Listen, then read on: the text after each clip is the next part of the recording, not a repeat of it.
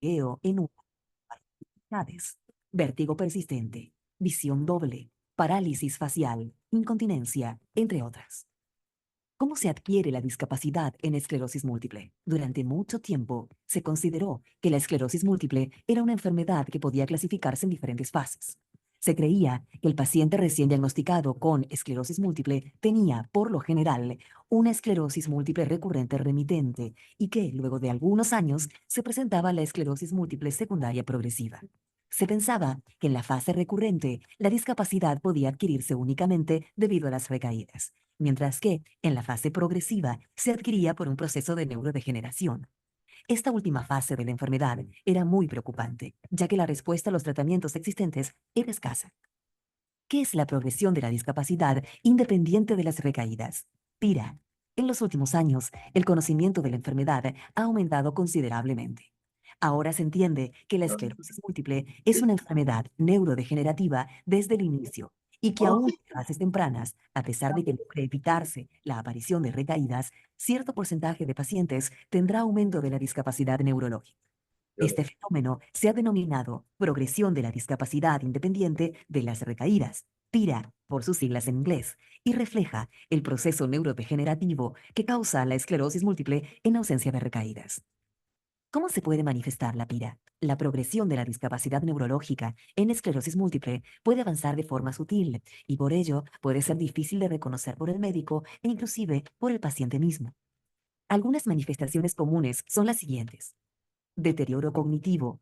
Es posible notar enlentecimiento de la velocidad con la que se procesa la información recibida, reducción en la fluidez del lenguaje y de las ideas, leves alteraciones en la memoria, deterioro de la destreza manual. Se dificultan las tareas que requieren de agilidad y exactitud y que antes se realizaban fácilmente. Reducción de la velocidad para caminar. ¿Qué herramientas existen para el monitoreo de la esclerosis múltiple? El equipo médico que se encarga de atender a personas con esclerosis múltiple cuenta con herramientas clínicas que pueden ayudar a monitorear la actividad de la enfermedad. Escala de estado de discapacidad extendida, EDSS por sus siglas en inglés. Consiste en la estandarización del examen físico neurológico en un sistema de puntuación que va de 0, examen físico normal, a 10, muerte. Realizarlo 2 a 4 veces al año. Prueba del tiempo de marcha de 25 pies. Consiste en cronometrar el tiempo en que la persona tarda en caminar una distancia de 25 pies, 7.5 metros. Realizarlo 2 a 4 veces al año. Prueba de los 9 hoyos. Sirve para evaluar la destreza manual. Se registra el tiempo que tarda el paciente en colocar y retirar 9 palitos de un tablero con 9 agujeros. Realizarla 2 a 4 veces al año. Batería neuropsicológica de BECOMS. Permite evaluar el estado cognitivo mediante 3 pruebas neuropsicológicas. Realizarla una vez al año. Imágenes de resonancia magnética.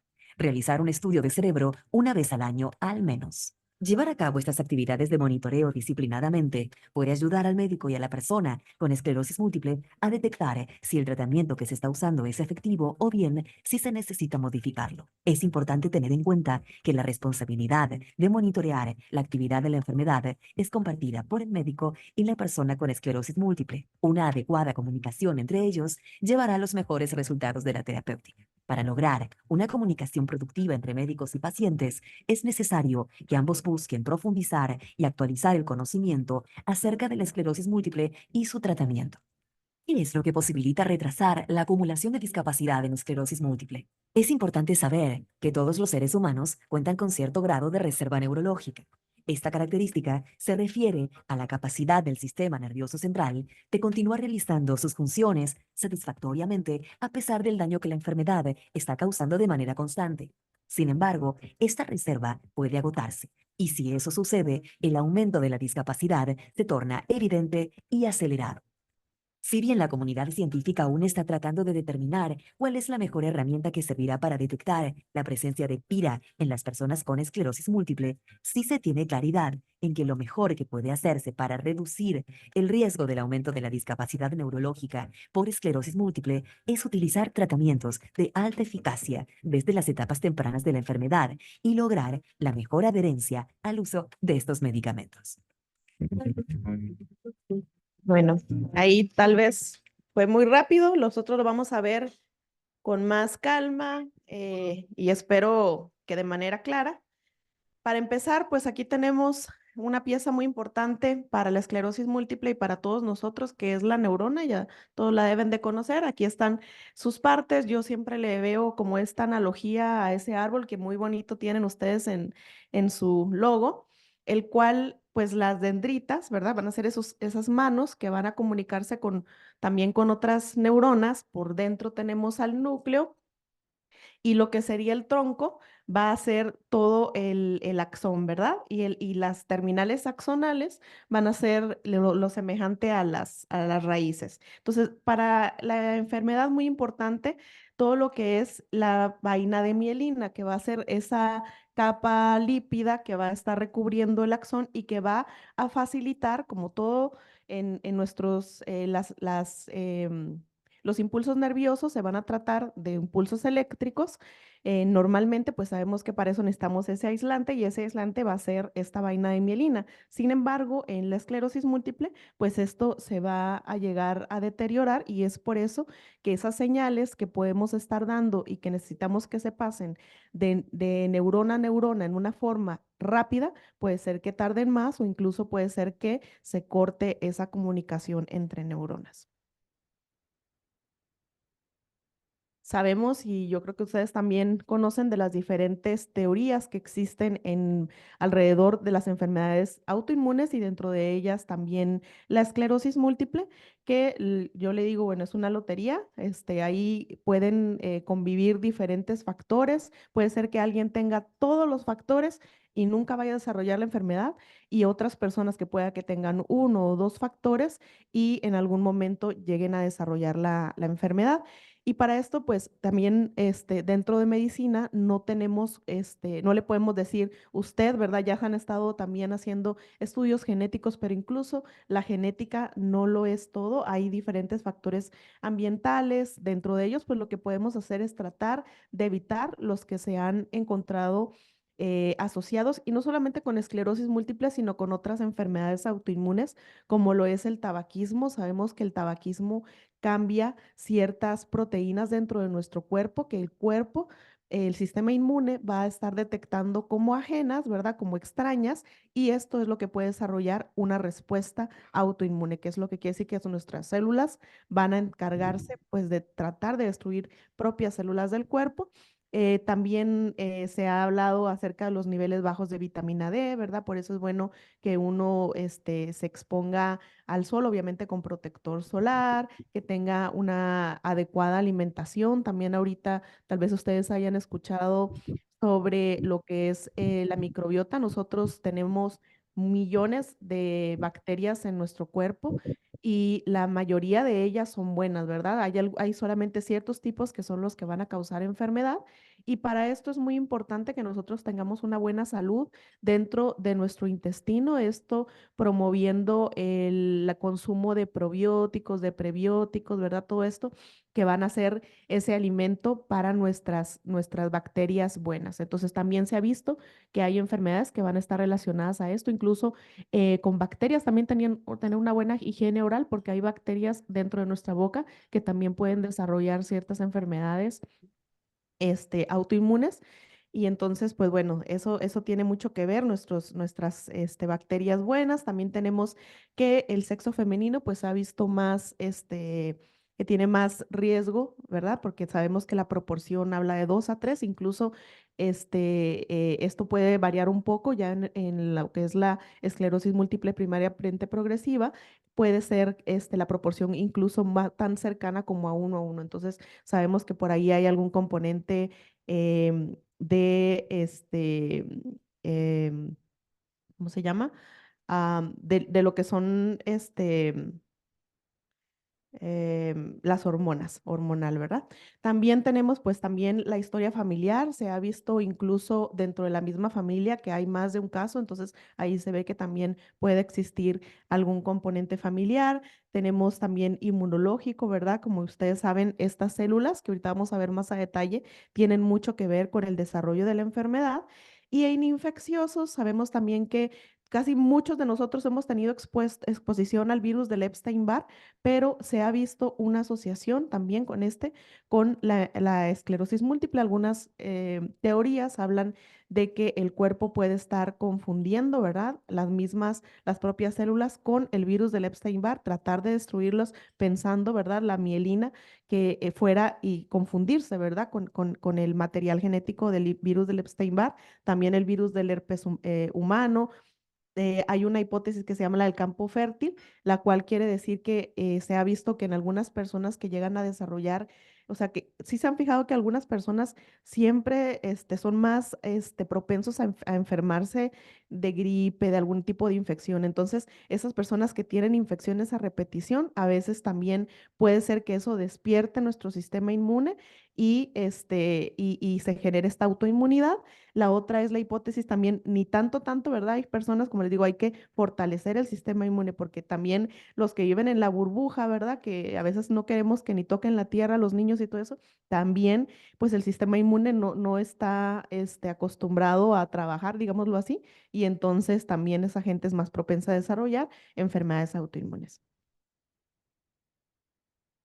Ahora, bueno, ustedes conocen sobre la prevalencia, hay estudios ya, gracias a Dios, aquí en nuestra región, pero no en todos los países del mundo. Sabemos que aproximadamente 3 millones de personas están viviendo con esclerosis múltiple alrededor del mundo y que también se ha encontrado que entre más alejados del Ecuador, mayor la incidencia. Podemos ver, por ejemplo, que en lugares como Estados Unidos hablamos de 100 a 150 casos por cada 100.000 habitantes y ya lo que es Canadá, podemos encontrar 200 a 250 casos por cada 100.000 habitantes. Entonces, mientras más nos alejamos del Ecuador, entonces más frecuente, ¿verdad? Entonces, más frecuente en Argentina versus lo que estamos hablando de Centroamérica. Lo que sí hemos visto es que a veces en los mismos lugares del Ecuador hay países en los que tenemos una incidencia más aumentada. Por ejemplo, los países del Caribe, nosotros hemos visto que ellos tienen una incidencia mayor. También esto puede tener relación, como ya les habíamos hablado, de otros factores ambientales. Entre la edad, pues la edad promedio alrededor es de los 30 a los 35 años, digamos, es como lo más frecuente, pero sabemos que la esclerosis múltiple se puede presentar a cualquier edad, ¿verdad? La tenemos desde los niños hasta adultos mayores. Y bueno, ahí vamos a ver un poco de lo que revisamos en el video.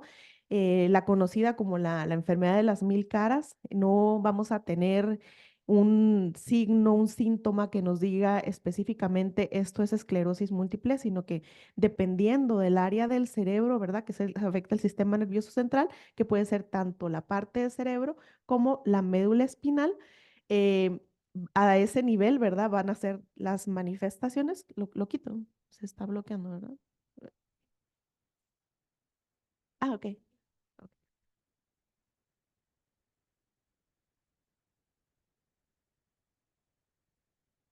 no la quito.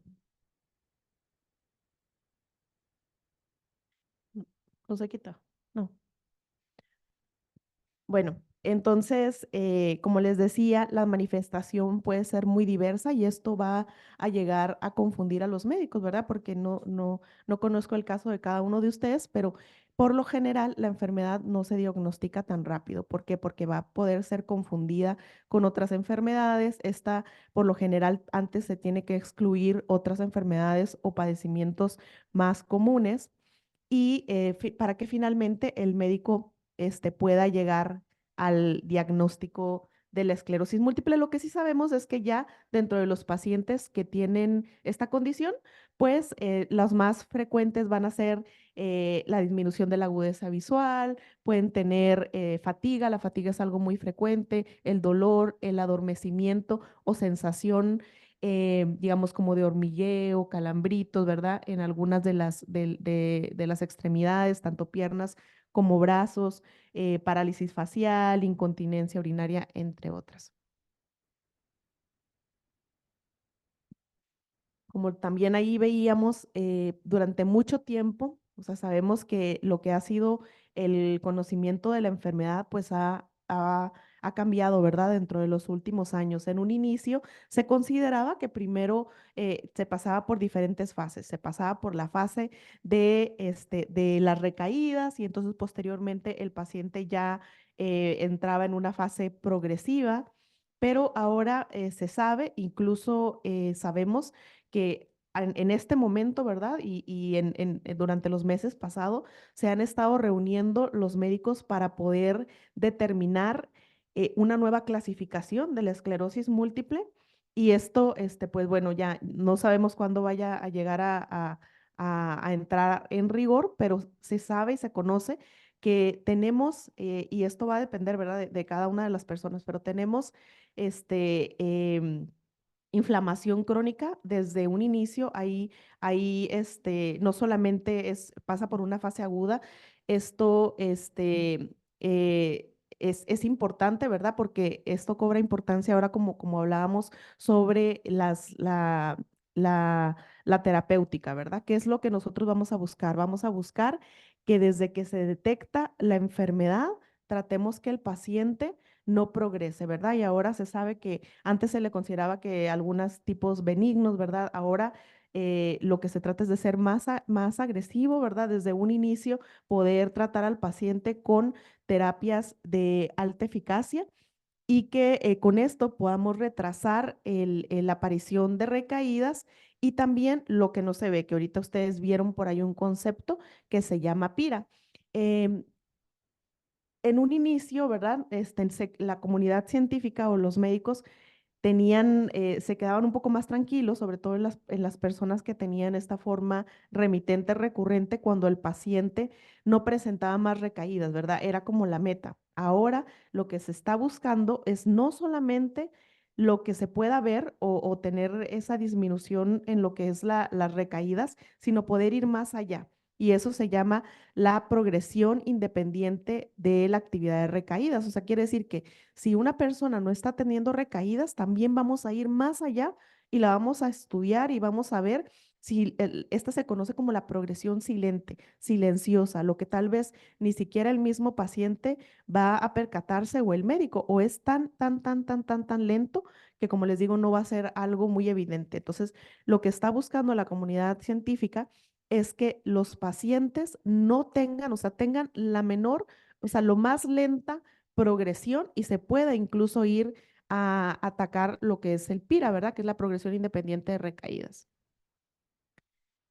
Em, ok, ¿y cómo podemos manifestar el fenómeno de PIRA? Como les decía, puede ser incluso difícil de reconocer tanto para médico o como paciente. ¿Y cuáles son algunas de estas características que pudieran tener? Pues está el deterioro cognitivo, está el deterioro de la destreza manual y la reducción de la velocidad de caminar. Por eso es que existen pruebas que deberían de aplicarse, como vimos en el video, por lo menos una vez al año para que ustedes puedan, y el médico también, tener un criterio para evaluar el siguiente año. ¿Verdad? Que es, no sé si a todos ya les han realizado alguna prueba del estado cognitivo, ¿verdad? Esta la hacen los neuropsicólogos y lo que van a ver no es, porque en un inicio hay diferentes pruebas que se pueden aplicar en donde ustedes le dicen, bueno, tiene esta calificación, pero dependiendo del grado de estudios que tenga la persona, dependiendo de muchas cosas, ¿verdad?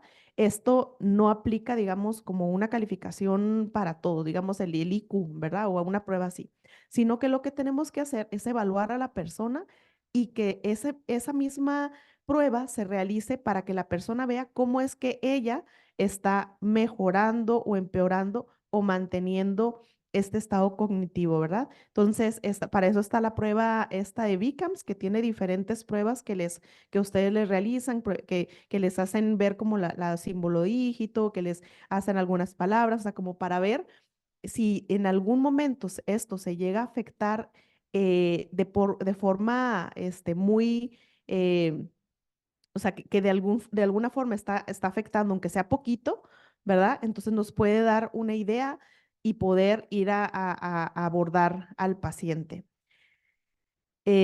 como también ustedes por ahí escucharon, existe algo que se llama la reserva cognitiva y esto es algo que va a variar de persona a persona.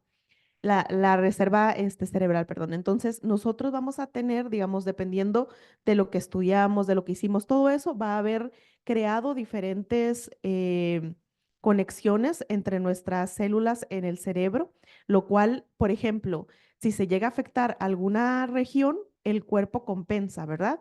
Pero esto nos va a ayudar hasta dentro de, o sea, en cierto momento, ¿verdad? Va a llegar un momento en que ya no va a poder la reserva mantener esto. Entonces, por eso es importante que se realicen estas pruebas de evaluación cognitiva para que podamos detectar desde el principio, desde el inicio, cuando, por ejemplo, pudiera ser que las palabras no vienen, ¿verdad? Que se empiezan a olvidar ciertas cosas, ¿verdad? Todo esto y poder hacer también el tratamiento, porque también hay algo que se llama la neurorehabilitación. Podemos ayudarle a nuestro cerebro para que pueda apoyar con esto que a lo mejor nos está afectando. El deterioro de la destreza manual, ¿por qué? Porque es importante, porque muchas de las veces solamente se evalúa lo que es la destreza motora, ¿verdad? La capacidad de caminar, pero no así la prueba en la destreza de las manos, que esto es muy importante también para conservar laboralmente, mantenernos activos. Entonces, ¿cuántos de aquí le han hecho esta prueba de los hoyos, de los 9 hoyos? Ok, bueno, esto es algo que no dura mucho, ¿verdad? Lo que tienen que hacer es que tienen como una tablita, por ahí la vieron, y tienen 9 palitos. Entonces lo que hace el médico, y es muy sencillo, ¿verdad? Incluso se están desarrollando aplicaciones para que ahora sea algo similar, lo podamos hacer dentro del celular. Entonces lo que ahí vamos a hacer es colocar estos palitos y luego quitarlos y tomar el tiempo. Entonces, si esto también cambia de una evaluación a otra, bueno, se va a estar diciendo que la destreza, ¿verdad? De la mano, tanto de una derecha como izquierda, que para, dependiendo si es diestro o zurdo, ¿verdad? Va a ser una la dominante, está manteniéndose o está empeorando, que a lo mejor eso ahorita nosotros no lo pudiéramos notar y eso nos estaría dando una idea de lo que expira, ¿verdad? Que les estoy mencionando. Y lo otro es la velocidad para caminar, que por ahí también lo vimos, que es la que le dice la marcha a los 25 pies, que sería un equivalente a 7,5 metros. Se tiene y se hace una marca, se le pide al paciente que camine, igualmente se toma el tiempo y se ve si el paciente entonces está afectando su velocidad de caminar. Em, bueno, aquí ya les habíamos hablado de lo de la reserva neurológica, que eso, como les decía, puede ser que en algún momento que también hemos visto, hay pacientes que tienen una imagen en resonancia magnética que uno diría, bueno, si yo vería eso, a lo mejor yo pensaría que sí está afectado su estado cognitivo, pero al analizarlo, vemos que no tanto. ¿Por qué? Porque tienen esa reserva cognitiva. ¿Y qué nos ayuda? ¿Qué podemos hacer para mejorar la reserva cognitiva? Aprender nuevas cosas, ¿verdad? Si, por ejemplo, realizamos, y también eso nos ayuda para otro tipo de enfermedades, como lo son el Alzheimer, ¿verdad? O algún otro tipo de demencia. Entonces, es muy recomendable hacerlo ustedes, sus familiares, todo el mundo. Deberíamos de hacer esto, lo que es el sudoku, la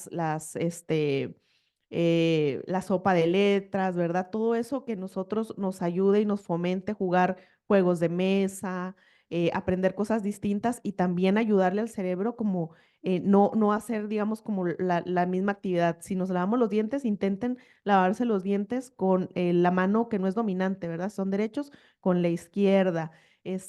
Cambiar un poquito las cosas, y entonces eso qué hace, que el cerebro no esté, digámoslo, siempre haciendo lo mismo, sino que diga, ah, mira, me está dando algo diferente, aprender un nuevo idioma, todo eso le ayuda a nuestra reserva cognitiva. Entonces,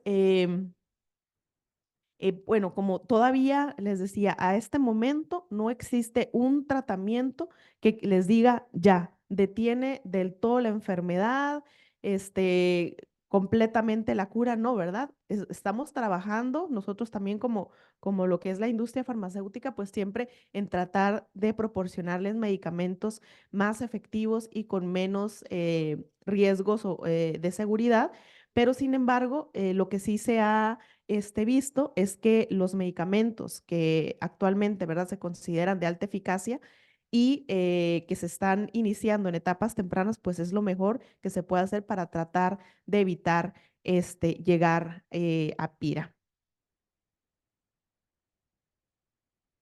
Bueno, ahí también habíamos visto para el monitoreo de la esclerosis múltiple, que ya habíamos conversado. Uno también es esto que es la escala expandida de discapacidad, como por sus siglas en inglés es el EDSS. Eso es como una calificación que les van a asignar entre el 0 al 10, ¿verdad? Que, no, que primariamente va a estar evaluando lo que es la capacidad motora, ¿verdad?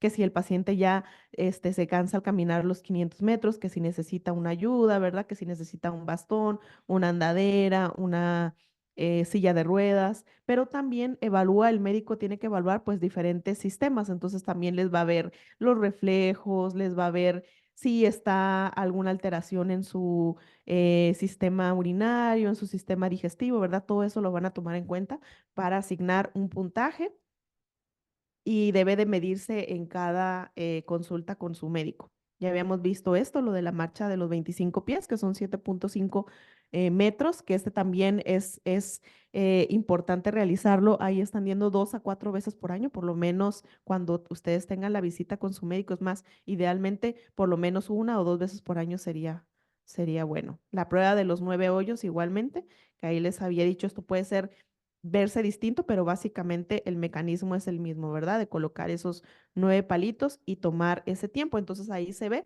y se contabiliza si hay una diferencia entre una prueba y otra. Y otra es la prueba del BICAMS o el BICAMS, si se dice en inglés, que ya habíamos dicho que tiene diferentes pruebas, que esa la va a aplicar el neuropsicólogo. Entonces, pues es muy importante aquí tomar en cuenta que es responsabilidad, ¿verdad? Tanto del médico como de la persona con esclerosis múltiple, tener un buen monitoreo de su enfermedad. Entonces, si alguno no les han hecho, pregúntenle a su médico, pregúntenle si ahí o en otro, o alguien más, por en el caso del neuropsicólogo, se les puede llegar a evaluar estas pruebas para que ustedes conozcan mejor cómo es su estado de un año a otro.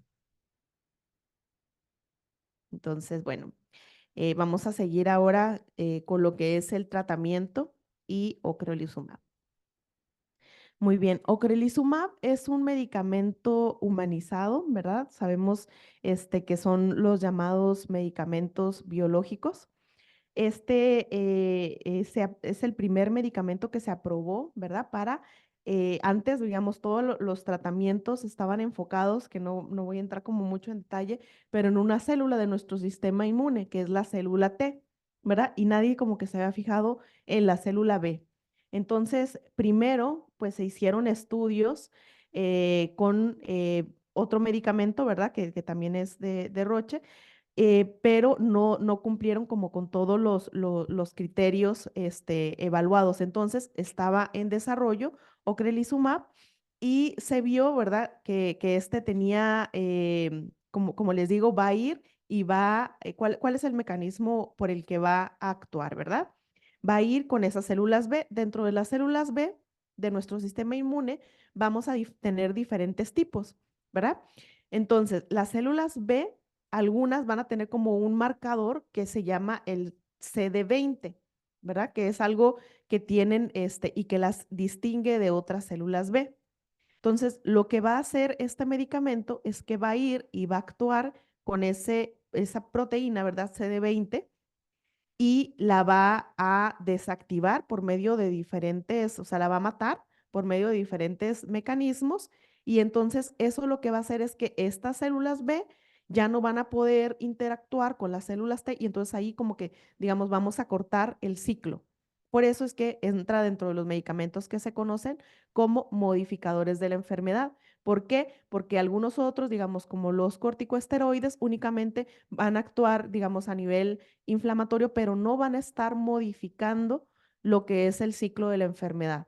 Entonces, con este tipo de medicamentos lo que vamos a hacer es que vamos a estar cortando, digamos, impidiendo que se estén relacionando estas células que van a estar causando pues los diferentes sintomatología y todo esto dentro de la persona.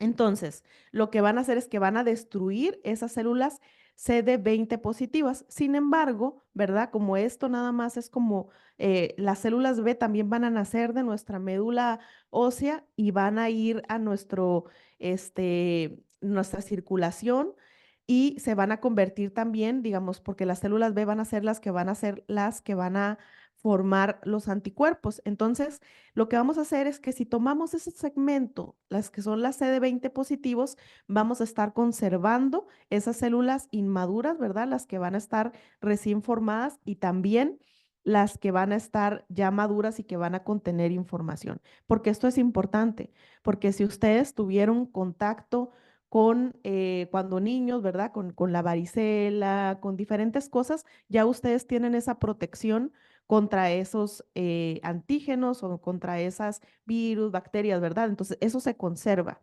Y también se conserva cierta parte de lo que va a ser una respuesta contra los nuevos virus, bacterias que van a entrar ustedes en contacto. Eso se conoció también y se estudió más ahora con la entrada del COVID, que decían, bueno, siempre era algo nuevo, ¿verdad? Y nos preocupaba cómo es que iba a reaccionar las personas que estaban llevando este tratamiento. Entonces, bueno, se vio que igualmente como la población general, lo que iba a estar determinando un mayor riesgo para esta enfermedad, pues iba a ser más que nada otras enfermedades que tuviera la persona y otras cosas, ¿verdad? Pero que sí iba a quedar esa defensa contra incluso nuevos virus. Lo que sí es importante es que se tiene que, no se puede administrar en personas que tengan enfermedad activa, una infección activa. Entonces, por eso es que ustedes les hacen pruebas, digamos, de sangre, se descarta que no vayan a tener tuberculosis, se ponen todas las vacunas vivas, ¿verdad? Porque también eso se prevé. Antes de que inicien el tratamiento, porque no se van a poder aplicar. Lo que sí es que se pueden poner la vacuna del COVID, la vacuna de la influenza sin ningún problema. Pero bueno, como les decía, eso tiene que ser antes de iniciar el tratamiento para estar tranquilos de que ya una vez iniciado el tratamiento, pues ya cuenta con su esquema de vacunación completo. ¿Y cómo es que se aplica este tratamiento? Se aplica de manera intravenosa. Esto lo que se hace es que se toma el medicamento, se pone en una bolsa de infusión, ¿verdad? Se combina junto con solución y entonces se va a administrar a la persona. Primero se le pone la mitad, digamos, de lo que es la dosis total y se administra la mitad en la primera ocasión. ¿Por qué? Esto se hace por diferentes razones. Y la más importante es porque queremos ver que la persona no vaya a tener, qué va a hacer el tratamiento? Como les decía, va a destruir todos esos linfocitos B, Está CD20 grabando. positivos. Entonces, al momento de destruirlos, pueden liberarse ciertas sustancias que están adentro de los linfocitos que a lo mejor pueden causar en la persona alguna reacción. Ajá. Entonces, durante la primera aplicación, también y en todas las aplicaciones, se les van a administrar un corticoesteroide para tratar de disminuir esa reacción. Antihistamínicos, que son estos medicamentos que son como para la alergia, igualmente el corticoide es una dosis bajita, y paracetamol, ¿verdad? Entonces, todo esto vamos a hacerlo, que se le llama la premedicación, para tratar de que la persona no vaya a tener una mayor reacción, que sí, digamos, más o menos se ha visto en los estudios que ronda alrededor de un 30% de las personas, o sea, 3 de cada 10 pudieran llegar a tener alguna de estas reacciones. Puede ser un dolor de cabeza, puede ser aumento de la temperatura, incluso como un rash, ¿verdad? Pero el resto de las personas pues no lo van a estar manifestando y por eso es que se tiene que aplicar la premedicación. Entonces, si se hace así, se pone la mitad, luego a los 15 días se pone la otra mitad y se está, como les digo, monitoreando, a ver si no hay alguna reacción. Se queda dentro del el centro de infusión una hora para ver que no vaya a tener ninguna reacción y aún así se va a su casa y sigue monitoreando, ¿verdad? No, tratar de estar ahí tranquilos en casa para ver si no hubiera alguna otra reacción. Esto sí también se ha visto que ya en las aplicaciones subsecuentes, o sea, las que siguen después de la primera aplicación, ya el riesgo de que pudiera pasar esto ya es mucho más bajo. ¿Por qué? ¿Alguien tiene una idea de por qué en las siguientes ya puede ser que no sea tan frecuente? ¿No? Bueno, porque nosotros con el medicamento vamos a tratar y mantener de que estas células B CD20 positivos ya sean las más poquitas. Entonces, digamos, a los 6 meses, cuando ustedes les tocan la otra infusión, las células que van a destruir van a ser más poquitas, ¿verdad? Claro que esto, algunas personas, o sea, por ejemplo, yo, puede ser que yo empiece a producir ya esas células B CD20 positivas a los 5 meses y a lo mejor puede ser que Berito las empiece a producir a los 7 meses. Esto va a ser muy variable de persona a persona. Por eso en los estudios clínicos se llegó y se determinó cuál es el número clave, 24 semanas, ¿verdad? O 6 meses, en los cuales la mayoría de las personas van a estar con niveles tan bajitos o del todo no, ¿verdad? De esas células, que entonces estamos a tiempo de poner otra aplicación para que siempre se mantenga sin esas células B que van a ser las que vamos a estar impidiendo que tengan esa relación con otras células del sistema inmune y que causen todas las síntomas y progresión y daño, ¿verdad? De nuestro sistema nervioso central. Entonces, como para volver a nada más a ponerlo, a sintetizarlo. Entonces, el primer año se va a aplicar la primera aplicación en dos, ¿verdad? Y posteriormente a los 6 meses solamente se hace una. Entonces, en total, la persona que está bajo con este tratamiento solo tiene que aplicarse 2 infusiones por año. Entonces, aquí, ¿cómo va a ser previo a la infusión? Ahí le van a dar a ustedes, a lo mejor los que ya son pacientes de ocrelizumab, pues le revisan los signos vitales, ven cómo está su estado de salud en general, le pueden hacer un examen de sangre y después ya se le hace la aplicación de la premedicación, que yo les había dicho que es este corticosteroide, le pueden poner los antihistamínicos y paracetamol. Luego, durante la infusión, esto dice de 2 a 4 horas. ¿Por qué?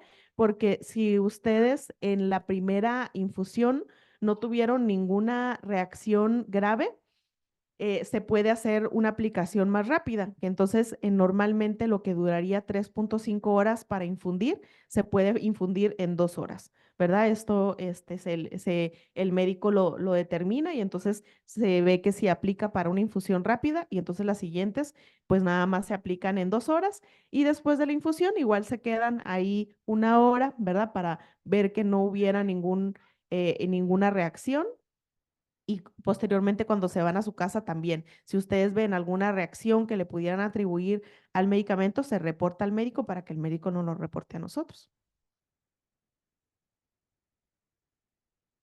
Entonces, bueno, esto ya lo habíamos visto, que esto de la repoblación de los linfocitos B va a depender de persona a persona. Lo que sí sabemos, y por eso en los estudios se hizo, es tratar de homogeneizar, ¿verdad? De que sea en un tiempo la aplicación en la que todos tengan que estén sin las células B CD20 positivas. ¿Cuáles serían los pacientes que son candidatos a recibir ocrelizumab? La verdad es que cualquier tipo de esclerosis múltiple, ocrelizumab es el primer y el único medicamento que ha sido aprobado para el manejo de la esclerosis múltiple primaria progresiva. Y también, bueno, los estudios que se tienen en formas de recaída incluyeron a pacientes con esclerosis múltiple remitente recurrente y con esclerosis múltiple secundaria progresiva. Ahorita también incluso están corriendo estudios con pacientes que tienen secundaria progresiva, o sea, que no, que tiene características progresivas y también con esclerosis múltiple primaria progresiva. Bueno, eso también lo habíamos visto un poco de cómo se utiliza, pues es intravenoso, que así no es, ¿verdad? Pero ahí es el dibujito nada más como para ejemplificar que va a la vena. Esto sí ya es un poquito más cómo se aplica. Y como les contaba, ¿verdad? Que alrededor de un 39.9 pueden experimentar esas reacciones, pero en la mayoría son leves. Estos son algunos de los síntomas que ya habíamos también hablado, pero aquí los podemos también enlistar. Pueden, esas reacciones de la infusión, pueden sentir como una irritación de garganta, sensación como de desmayo, dolor de cabeza, picazón o erupción de la piel, mareo, reducción de la presión arterial, que les falta un poco el aliento, todo eso, por eso es que se tiene que hacer en un centro donde un médico pueda estarlos monitoreando, ¿verdad? Para ver porque ellos saben cómo reaccionar ante esto. Por ejemplo, si ya es de leve a moderado, hay que disminuir la velocidad en la que se está administrando el medicamento. Cuando todo vuelva a la normalidad, entonces luego ya se puede ajustar la velocidad o se suspende, ¿verdad? La aplicación, se le da algún medicamento al paciente. Cuando ya esté en condiciones de recibirlo, se reinicia otra vez la infusión, pero bueno, eso lo conocen ya las enfermeras y los médicos. También este otro es que es muy importante, ¿verdad? Si alguna paciente, ¿verdad? Que esté buscando, como sabemos que muchas de las pacientes están en edad reproductiva, si están buscando un embarazo, es muy importante que esto se hable con el médico, ¿verdad? Porque sí, de momento nosotros tenemos un registro mundial en pacientes que han tenido embarazos mientras son pacientes y están tomando el medicamento, pero eso es muy importante que lo hablen con el médico para buscar el momento ideal, ¿verdad? Ahí, digamos, se tiene que hacer al médico parte desde un inicio, también para que se informe con el ginecólogo, se forme un equipo multidisciplinario y pues lo importante es que la paciente esté bien, ¿verdad? Que nosotros podamos tener bien controlada la enfermedad y que pueda llevar un embarazo. Pero esto sin entrar mucho a detalle, estamos haciendo estudios, ¿verdad? En pacientes embarazadas y también que estén lactando, pero el médico es el que les puede ayudar mejor a tomar la decisión. Y queríamos también mostrarles estos datos que se presentaron en un congreso, en el congreso más importante, ¿verdad? De esclerosis múltiple el año pasado, que fue ahí en Italia. Y estamos, creo que, no sé, ese sí me está tapando, pero no sé cómo quitarlo. Pero bueno, no se puede quitar, ¿verdad? La cosa esta. Ajá, no, entonces,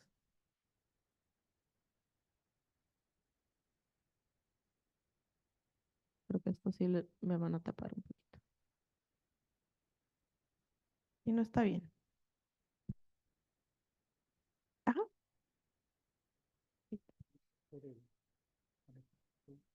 Ah, ok. A ver. Ah, sí, sí, abajo mejor, por favor. Ándale. Ujú. Ok, muy bien. Entonces, este año se están cumpliendo 5 años de que el medicamento está disponible para nuestra región, pero los estudios, ustedes saben que el desarrollo de un producto desde que se empieza a investigar hasta que se lanza pueden ser 15 años en promedio, ¿verdad? Entonces ya ahorita nosotros estamos estudiando incluso otros medicamentos y desde que se iniciaron esos pacientes primeros, ¿verdad? Que recibieron ya que había pasado ya a la fase 3, ¿verdad? Porque ustedes saben que primero se hacen estudios de dosis, ¿verdad? Todo eso, hasta que ya se prueba en pacientes cuando ya se tiene pues la tranquilidad y en cuanto a la seguridad de todo eso, que son los estudios de fase 3, estos pacientes que iniciaron con ocrelizumab tienen ya más de 10 años con el medicamento. Ahorita creo que son como 12 años los que tienen, pero los datos a 10 años se compartieron el año pasado. Entonces, en estos estudios iniciales, que se le conocen como doble ciego, ¿por qué? Porque el paciente que ingresa a estos estudios clínicos no sabe qué está recibiendo, no sabe si está recibiendo crelisumab o en este caso interferón beta 1A, que fue el que se administró en el otro brazo comparador. Ni los investigadores ni los pacientes sabían. Entonces, se les administró el medicamento y después de 96 semanas, perdón, que es aproximadamente 2 años, ya se descubrió, ¿verdad? Entonces dijeron, usted estaba recibiendo crelisumab, usted estaba recibiendo interferón, y ahí es donde se les preguntó si usted quiere continuar en el estudio, aunque usted estaba recibiendo interferón, ahora le vamos a dar ocrelizumab. ¿Quiere hacerlo? Y dijeron sí, ¿verdad? Y los que ya estaban recibiendo ocrelizumab continuaron con ocrelizumab. Entonces, aquí, ¿verdad? Que fue ese periodo donde nadie sabía que estaba recibiendo, es el año 2. Entonces, iban aquí, ustedes lo pueden ver que el morado es el de los que recibieron ocrelizumab y el amarillo son los que recibieron interferón, pero ya a partir del año 2 recibieron ocrelizumab. Entonces, ¿qué es lo que nosotros podemos ver? Que a 10 años después de iniciado este estudio, 8, casi 8 de cada 10 pacientes no han tenido progresión en 10 años. ¿Y esto cómo lo interpretamos? ¿Verdad? Que los pacientes que empezaron con un EDSS inicial, pongámosle de 3, ¿verdad? No han tenido ni siquiera un aumento de un punto en la escala del EDSS. Si ingresaron con un EDSS mayor de 5, si ya suben medio punto, ya se considera progresión, ¿verdad? Entonces, esto es lo que se ha mantenido. 8 de cada 10 de sus pacientes han estado, como les digo, sin progresión.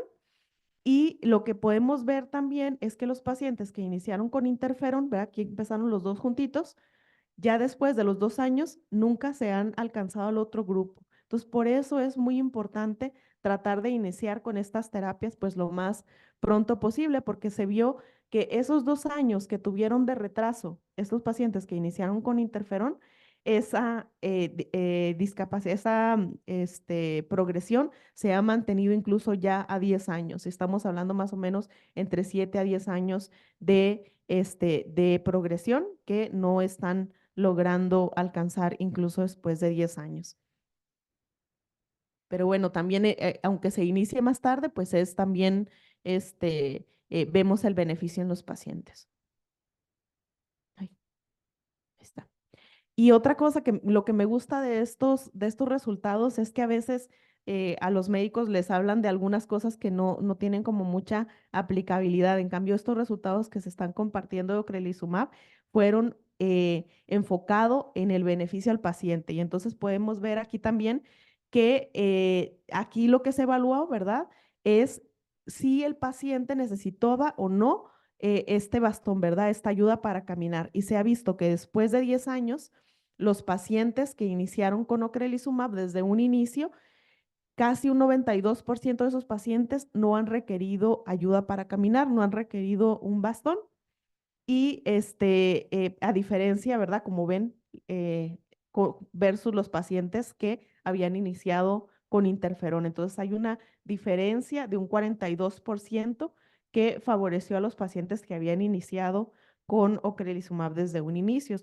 Estos dos resultados que les di fueron en pacientes que tenían formas de recaídas, ¿verdad? Que es donde podemos ver los resultados pues más llamativos o un poco mayores en relación a los pacientes que tenían esclerosis múltiple primaria progresiva, porque bueno, sabemos que es una enfermedad que tiende a tener un peor pronóstico.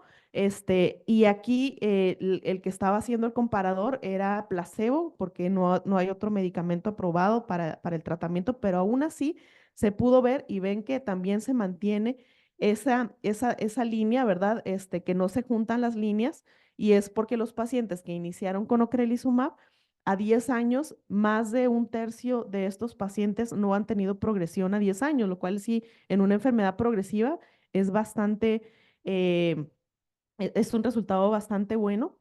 Y esto lo que quiere decir es lo mismo, ¿verdad? Que no han tenido esa progresión en su escala del EDSS ya a 10 años. Y estos cambiaron 3 años después porque el estudio fue más largo, fue de 120 semanas. Y este otro resultado, pues enfocado en el paciente, es en cuanto al uso o no de la silla de ruedas a 10 años. Y vemos que un 80.4% de los pacientes que iniciaron con ocrelizumab no han necesitado de ruedas a 10 años. Entonces, como les digo, la meta es tratar de que los pacientes retrasen o se enlentezca la progresión lo más posible. Entonces, estos son los mensajes claves que casi 8 de cada 10 pacientes con forma de recaídas que recibieron ocrelizumab no han mostrado a 10 años esos signos de progresión de la discapacidad, que un 92% de los pacientes, igual con formas de recaídas, que recibieron ocrelizumab desde un inicio no han necesitado ayuda para caminar y un 80.4 de la forma primaria progresiva no han necesitado silla de ruedas, que a 10 años de continuo tratamiento, ¿verdad? Que han recibido ocrelizumab durante esos 10 años, no se han mostrado signos nuevos o inesperados de seguridad. Esto quiere decir que se han estado estudiando a ver si cuál ha sido el porcentaje a lo mejor que pudiera tener en estos medicamentos. Lo que puede pasar y lo más frecuente es un aumento en la incidencia de infecciones, pero bueno, se ha mantenido bajo. Entonces, también eso es algo que se ha estado monitoreando y que es importante, ¿verdad? Y que estábamos hablando ya de incluso más de 350,000 pacientes en todo el mundo, ¿verdad? Que son pacientes que reciben ocrelizumab. Entonces, también eso es un hito importante para poderlo compartir después de 10 años. Y bueno, esto es lo que tenía preparado el día de hoy, pero si alguno de ustedes tiene alguna otra duda, aquí abro el espacio. Ok, perfecto. Sí, muchas gracias, doctora. Sí, ya tenemos preguntas. Les recuerdo a todos, ¿verdad? Los que están aquí presentes. Allá. Gracias. Aquí a los que están presentes, por favor, si tienen preguntas, las hacen con el código QR que les dimos, ¿verdad? Y ahí las pasan. Ya nos han llegado algunas de esa forma. Entonces, ya algunos de ustedes comenzaron, pero si tienen alguna pregunta, por favor, aunque estén aquí, no es levantando la mano y ese asunto, no, no las pasan por el código, ¿verdad? Y a los que están en forma virtual, por favor, nos escriben las preguntas. Aquí las estamos como juntando por los mismos temas y lo que sea. Y ya voy a comenzar, doctora, con las preguntas.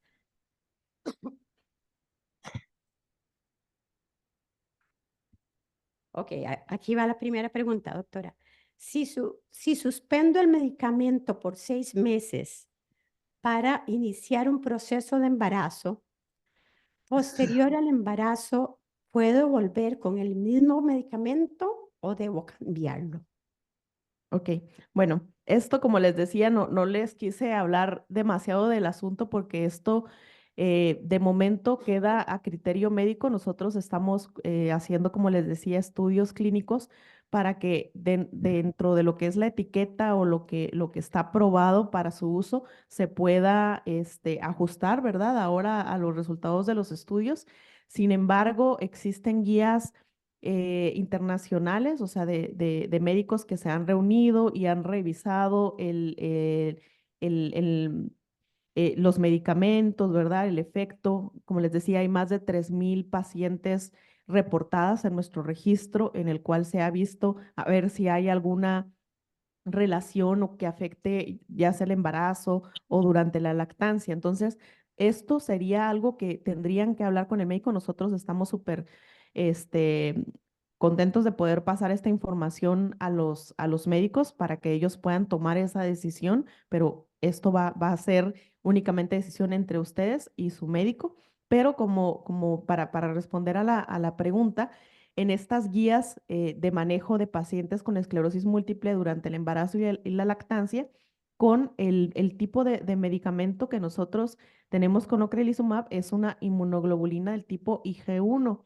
Entonces, con esto, el tamaño de la molécula, ¿verdad? Se habla de que no empieza a pasar la barrera placentaria hasta después de la semana 20, ¿verdad? Y empieza paulatinamente. Entonces, sobre todo lo que es el primer trimestre, estaríamos sin tener que pasar esa barrera.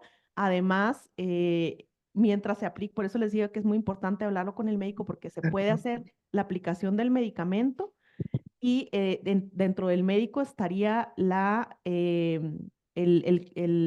decisión, ¿verdad? Pero normalmente lo que se recomienda en estas guías es que sí, que la paciente pase todo su embarazo sin recibir infusión, a menos que lo amerite, porque ahí también se pone en una balanza el beneficio del paciente, ¿verdad? Riesgo-beneficio. Y también lo que sabemos es que la esclerosis múltiple durante el embarazo suele ser menos agresiva, digámoslo así, se suele controlar mejor. Entonces, lo que se hace es que se espera a que pase todo el embarazo, se está igual controlando con la paciente, a ver cómo están sus células B, todo esto, y después ya de que tiene el bebé, entonces ya se vuelve a hacer la aplicación del medicamento y se ha visto en la mayoría de los casos que los pacientes están bien controlados durante el embarazo. Perfecto, doctora. Entonces, sí, van con el doctor. Ujú. Va otra pregunta. ¿Desde hace cuánto tiempo se aplica el ocrelizumab, el Ocrevus? ¿Hay informes de efectos secundarios a largo plazo? Sí, eso a lo mejor lo preguntaron antes de que les diéramos los datos a 10 años, porque sí, hay personas que, les digo, ya tienen como 12 años utilizando el medicamento y no son pocas, ¿verdad? Son bastantes. Entonces, como les decía, no se ha... Ah, sí, aquí tenemos 5 años de personas que han utilizado el medicamento a lo largo de 5 años, entonces siempre se está tratando de monitorear esto, que no haya ningún aumento de riesgo de ciertas cosas, incluso se han monitoreado lo que son las inmunoglobulinas, que eso también es importante durante todo este tiempo y se ha visto que alcanzan un nivel, ¿verdad? Que sí bajan, obviamente por el mecanismo de acción, pero llegan a normalizarse y que igualmente la incidencia o las infecciones que llegan a manifestar pequeñitos los pacientes, por lo general, igualmente el médico las va a tratar y por lo general con el tratamiento médico suelen resolverse. Son muy pocos los pacientes que llegan a tener una suspensión de medicamento por eso. Seguimos con una serie de preguntas respecto a efectos secundarios. Ajá. ¿Se han estudiado algunos efectos secundarios del medicamento, como por ejemplo caída del pelo, aumento de peso, dolores articulares? ¿Cuáles son los efectos secundarios? Bueno, hay diferentes tipos y están como los que mencionaba ahorita son los más frecuentes, pero también se pueden ver otros eventos adversos. Entonces, para ahí lo importante sería siempre hacer un reporte, ¿verdad? Si ustedes están viendo algún tipo de manifestación, ¿por qué?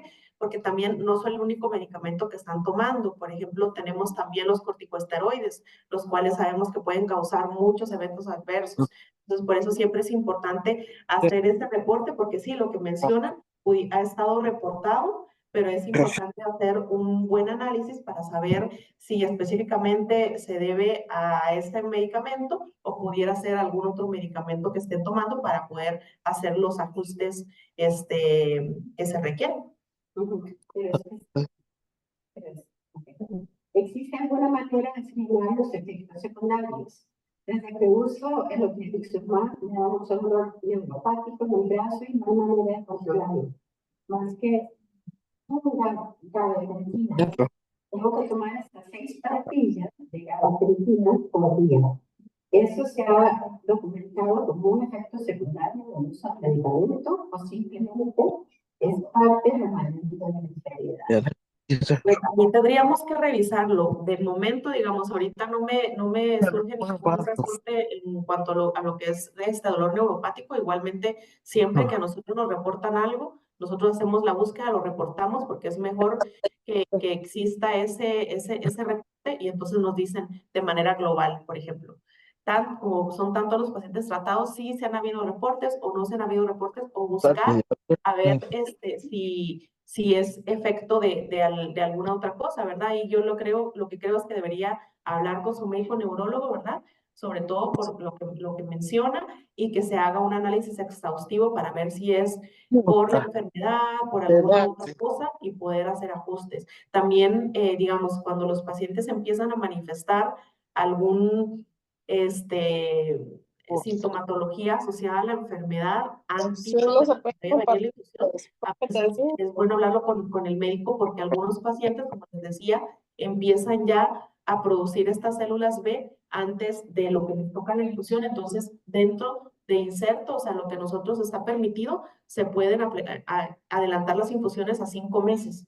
Entonces, lo que hacen a veces los médicos es que si esa persona está muy activa, le hacen la infusión no cada 6, sino cada 5, ¿verdad? Por eso tienen que hablar con el médico y hacer los exámenes respectivos que les hacen para ver sus células, a ver si están depletadas, si ya se empiezan a repoblar o si fuera alguna otra cosa. y ahorita, digamos, están haciendo también estudios con dosis altas del medicamento, pero eso todavía no está autorizado, porque algunas personas, como les decía, sí tienen como una mayor actividad de la enfermedad y pudieran requerir una dosis mayor, pero de momento lo que se puede hacer es adelantar la dosificación. Obviamente todo esto lo hace bajo el médico, ¿verdad? Es el que puede tomar esa decisión. Aquí va otra vez. El dermatólogo me ha dicho que uno de los efectos secundarios de los omalizumab es el cáncer de melanoma. ¿Ha oído usted de eso como efecto secundario de los omalizumab? Sí, se están revisando, no que sea un efecto secundario, pero se ha revisado en todos los medicamentos biológicos, siempre se tiene se hace un análisis exhaustivo de lo que son las malignidades o los cánceres, ¿verdad? ¿Por qué? Porque normalmente, si ustedes también saben, nuestras células del sistema inmune, cuando se producen células cancerígenas, las van a estar modulando para que no se lleguen a manifestar, ¿verdad? Entonces, siempre al existir un medicamento que va a estar actuando a nivel de nuestro sistema inmune, puede existir un aumento de riesgo. Sin embargo, lo que se ha visto, ¿verdad? Hasta el momento, es que parece que no está aumentando el riesgo de malignidades. Siempre se tiene un control muy, muy cercano, como les digo, por la naturaleza del medicamento, pero de momento no se ha encontrado, digamos, un aumento de malignidad en los pacientes que utilizan el medicamento, pero sin embargo, si la persona ya tiene un riesgo, digamos, a tener algún tipo de malignidad, siempre se tiene que descartar, digamos, antes de iniciar el tratamiento, tiene que descartarse. Si llega a tener una malignidad durante el medicamento, igual se suspende el medicamento, ¿verdad? Pero sí, nada más se tiene que hacer como un control, un monitoreo de ese paciente. Normal, pero digo, a la fecha no está. Igualmente, siempre nos pueden consultar a nosotros y se hace una consulta a nivel global si es que tienen todavía como alguna duda de algún evento adverso. Si yo comencé a usar el Ocre y ya está en silla de ruedas, ¿puedo esperar mejoría con este medicamento o no?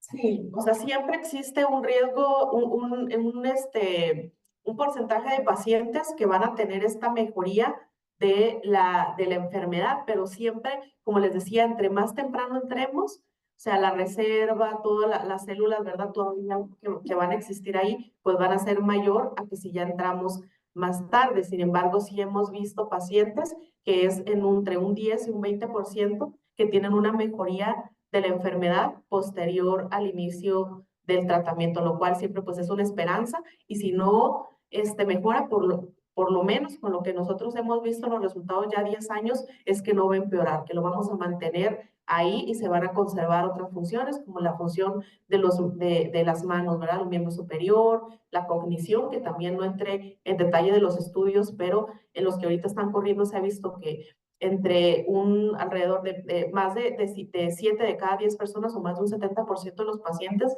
van a mantener su estado cognitivo o mejorarlo bajo el tratamiento con ocrelizumab. Otra. Si suspende el medicamento, por alguna razón, ¿verdad? Específica, ¿cuánto tiempo dura el medicamento en mi cuerpo? O sea, ¿cuánto tiempo es el tiempo de washout? Ok, ahí estamos hablando más o menos de 5 vidas medias, que sería como 4.5 meses en los que ya pudiéramos estar un poco más seguros de que el medicamento ya no está en el cuerpo, pero también esto puede variar de persona a persona, pero más o menos sería eso.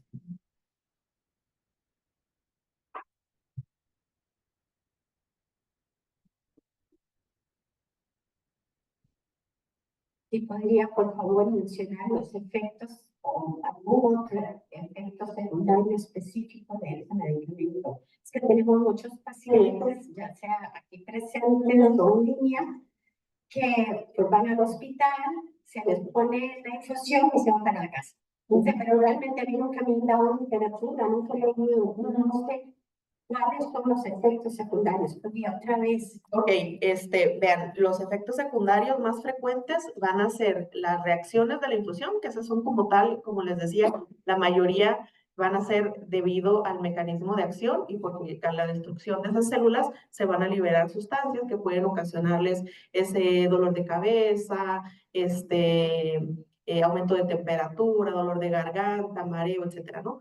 Pero lo otro, ¿verdad? Que son los eventos adversos relacionados propiamente con la medicación, obviamente estamos modulando el sistema inmune, van a ser más frecuentemente infecciones. Entonces, por lo general puede ser que las personas tengan una infección de las vías respiratorias, o sea, puede ser muy variado, o sea, hay reportados diferentes eventos adversos, no todos esos van a manifestarse en las personas, algunos son de muy bajo, o sea, puede ser que nada más se manifiesten en 1% de la población o menos de un 1%. Entonces, mencionarlos, digamos, ahorita son demasiados, pero si ustedes creen que algo pudiera estar relacionado con el medicamento, siempre se tiene que reportar, como les digo, para revisar, porque también pudiera ser asociado a algún otro medicamento, como los corticosteroides, algún otro medicamento que se utilice, y si ya se determina que es por el medicamento, ver si ese evento adverso se puede tratar, como en el caso de las infecciones,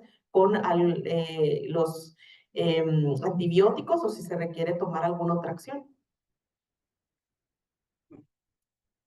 Estaba muy relacionado. Respecto a los efectos adversos, ok, le da cualquiera de estos que usted me está, que está mencionando. ¿Cuánto tiempo se espera que me vaya a durar para saber que sí, que fue un efecto secundario del nombre y no que fue un problema de las vías respiratorias por alguna otra cosa, que fue algo por la enfermedad? O sea, ¿cómo puedo distinguir? Es difícil distinguir porque pudiera ser, todo el mundo nos da gripe, ¿verdad? Pero entonces les digo, lo que hace esto es que modula el sistema inmune y entonces los puede ser que sea un poquito más propensos. Por eso es que se tiene que cuidar mucho a las personas que reciben este tipo de medicación para tratar de tener el sistema inmune fortalecido para tratar de evitar estas infecciones. Lourdes, quería decir algo por ahí. Toma.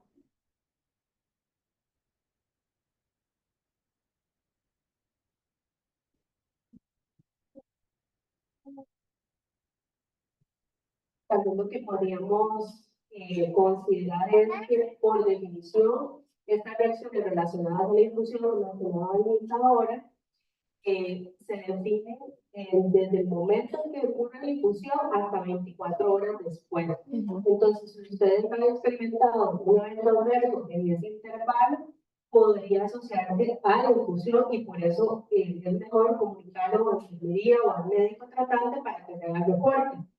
Esa es una categoría de evento adverso. Y el otro puede ser lo que mencionaba Anita, que ya son más a largo plazo, que están muy relacionados con el uso de anticuerpos monoclonales que están modificando de alguna manera el sistema inmune. Por ejemplo, un aumento de riesgo de, no sé, como mencionaba ahora, eventualmente una malignidad o una infección. Entonces, ahí siempre la recomendación es valorarlo con el médico tratante.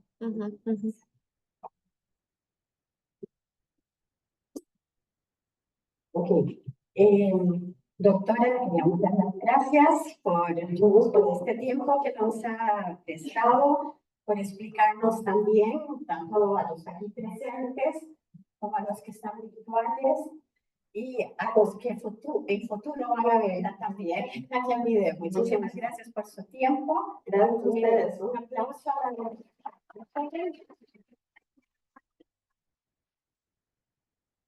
Y bueno, aquí nos vamos a desconectar. Muchas gracias a todos los que se conectaron.